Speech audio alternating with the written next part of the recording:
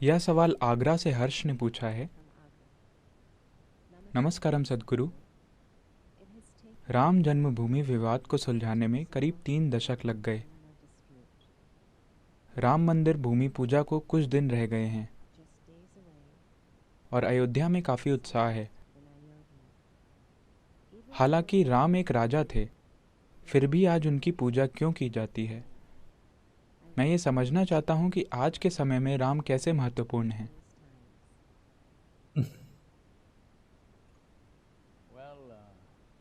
चूंकि वो आगरा के हैं इसलिए वो उन्हें राम कह रहे हैं।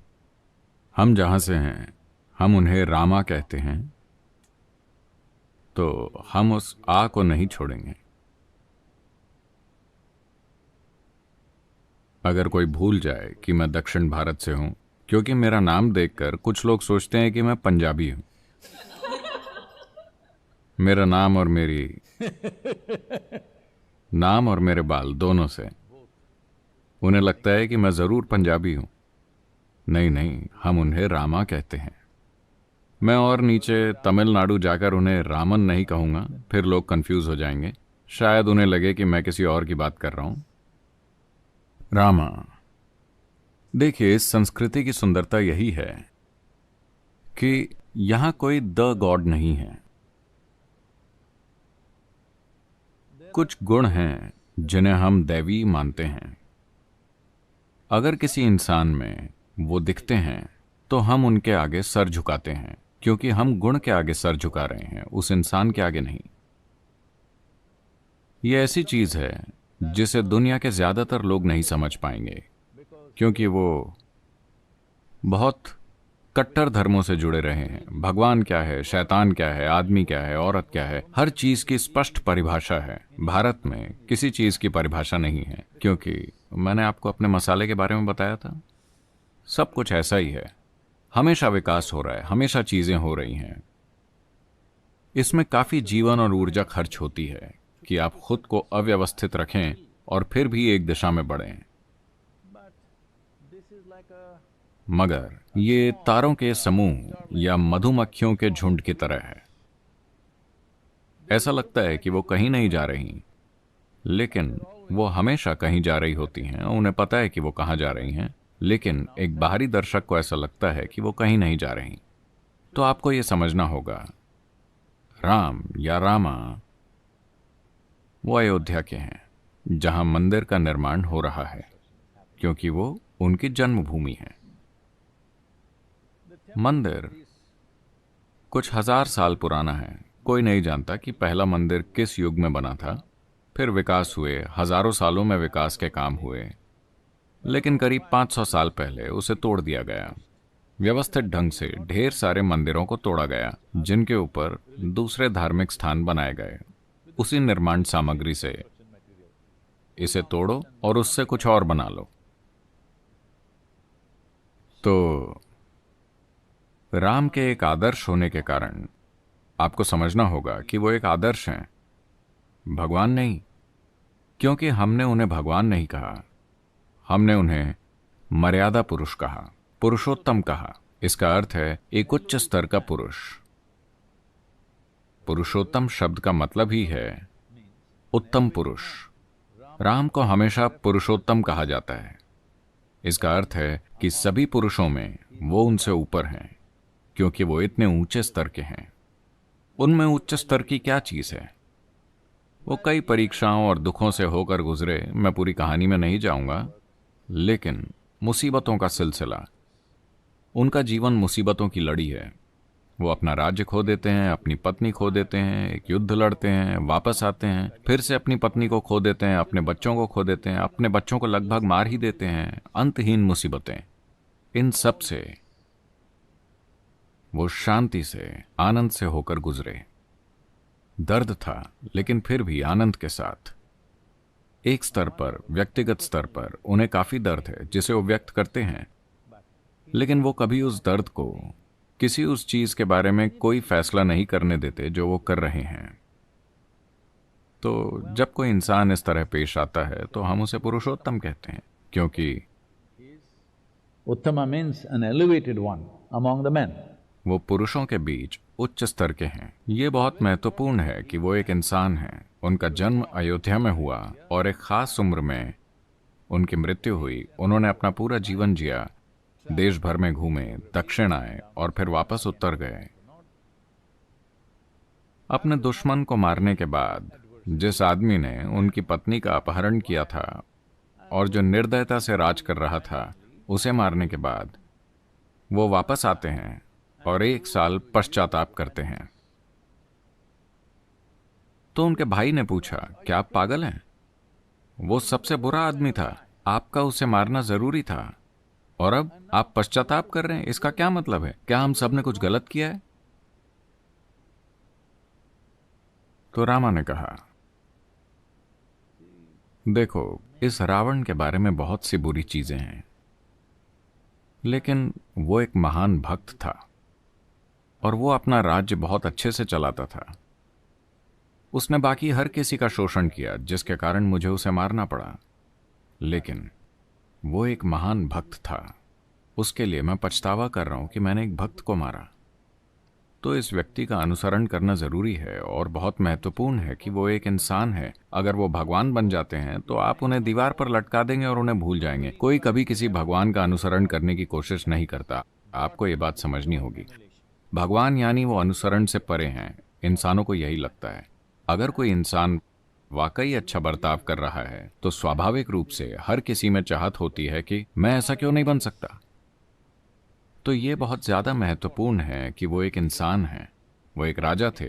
उन्होंने अपना राज्य खो दिया और फिर वापस लौटे और अपने राज्य की सारी शानो शौकत छोड़कर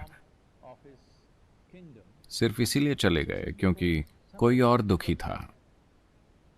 उनकी सौतेली माँ थोड़ी दुखी थी और उनकी पीठ पीछे थोड़ी नाराजगी जाहिर कर रही थी। वो बोले, अगर आप यही चाहती हैं तो मैं चला जाता हूं। इस आदमी का अनुसरण करना ही चाहिए। जब आजकल लोग पागल की तरह सत्ता से चिपके हुए हैं, चाहे कुछ हो जाए, चाहे वो चुनाव हार जाएं, वो जाना नहीं चाहते। ऐसे समय में रामा का अनुसरण करना बहुत बहुत बहुत जरूरी है। तो यह मंदिर क्यों महत्वपूर्ण है? मंदिर महत्वपूर्ण है क्योंकि काफी हद तक, कम से कम देश के उत्तरी भाग में, दक्षिण में उतना नहीं है, ये वहां भी है लेकिन उतना नहीं, लेकिन उत्तर में राम उनकी आत्मा है।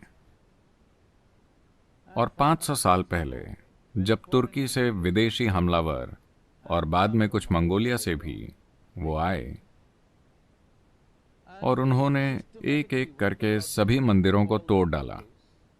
ये बहुत समय पहले बना एक प्राचीन मंदिर था जो उस समाज के लिए बुनियादी ताकत था।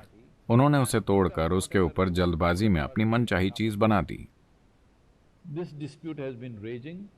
ये विवाद धधकता रहा है।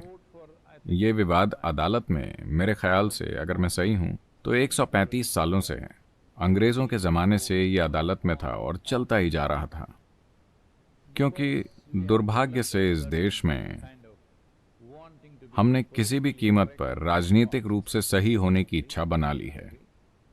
कोई भी जज इस पर फैसला नहीं करना चाहता था। हर कोई इसे आगे बढ़ाता रहा ताकि उसका कार्यकाल खत्म हो जाए और अगला जज इस मुसीबत से निपटे, क्योंकि दो समुदाय जमकर आपस में भिड़ रहे हैं कि ये किसकी संपत्ति है।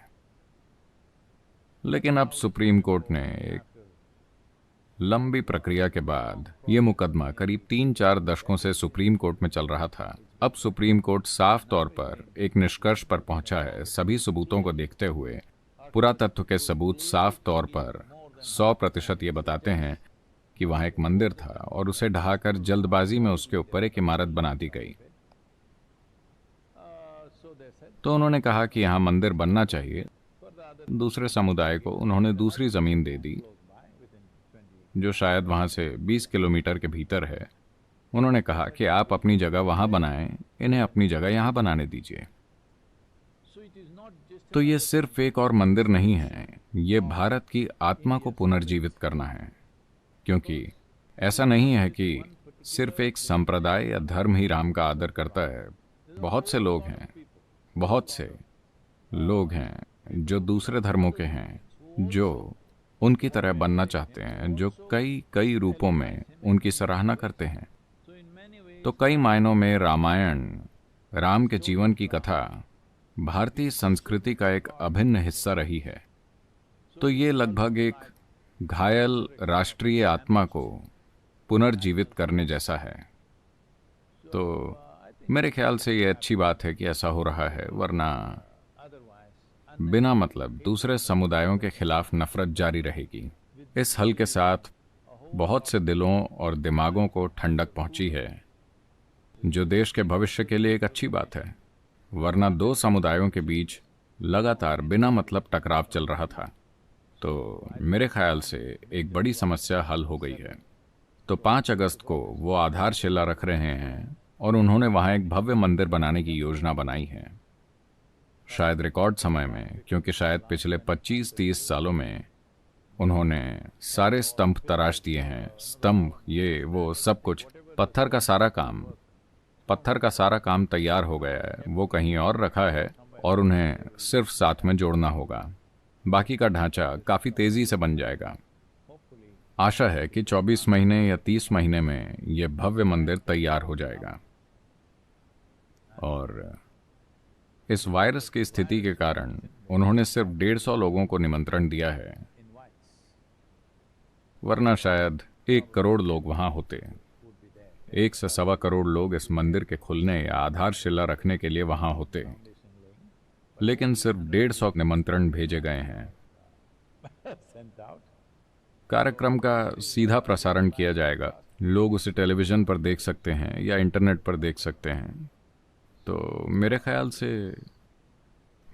से यह घटना एक मील का पत्थर है उन विवादों को हल करने के अर्थ में, जो लंबे समय तक चलते रहते हैं, बिना मतलब समाज में एक घाव की तरह पकते रहते हैं।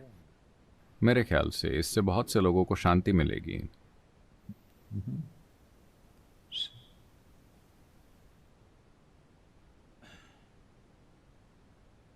अब जबकि आपने राम के बारे में सवाल पूछा है,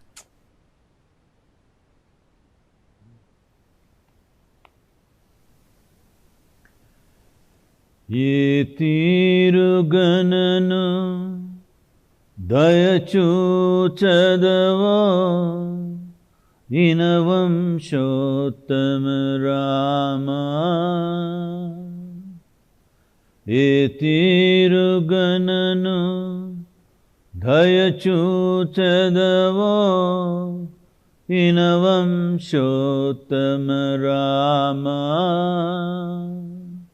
नातरमा भव सागरमीधनु नलिनधलेक्षण रामा। नातरमा भव सागरमीधनु नलिनधलेक्षण रामा। श्रीरघुनंदन सीतारमणा स्त्रितजन पोषक रामा। श्रीरघुनंदन सीतारमणा स्त्रितजन पोषक रामा। कारुण्यालय भक्तवरधनिनु कन्नदिकानुपुरामा। कारुण्यालय भक्तवरधनिनु कन्नदिकानुपुरामा।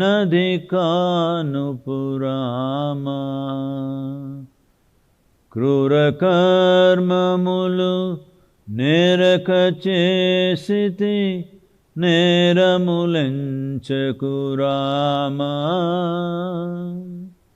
क्रूरकर्ममुलु नेरकचेसिति नेरमुलंचकुरामा। दारिद्र्यमु परिहारमु सैयवे दैवशिखामणि रामा। दारिद्र्यमु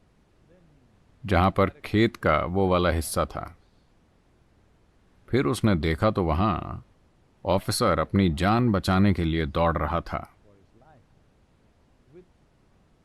और एक बड़ा सा सांड उसका पीछा कर रहा था। फिर बुजुर्ग व्यक्ति दौड़कर बाड़े के पास आया और बाड़े पर खड़े होकर बोला, उसे अपना बैज दिखाओ, उसे अपना बैज दिखाओ।